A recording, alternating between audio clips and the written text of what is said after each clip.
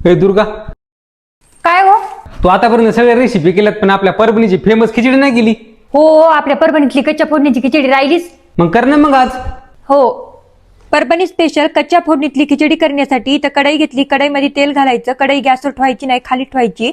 नंतर उभ्या आकारात चिरलेला कांदा, स्लाइस मध्ये चिरलेला टोमॅटो, हिरवी मिरची, बटाटा, बारीक चिरलेली कोथिंबीर, कस्तुरी मेथी, 6 जिरे, दालचिनी, लवंग आणि अर्धी वाटी दही घालायचं. तांदूळ शिजे इतकं पाणी घालायचं.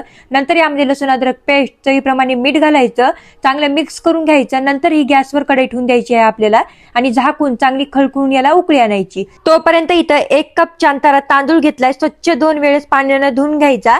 तोपर्यंत इथं पाण्याला पण उकळी आलेली आहे. स्वच्छ धुतलेला तांदूळ टाकायचा, चांगलं मिक्स करून घ्यायचं आणि झाकून 2 मिनिटं खिचडी शिजून घ्यायची.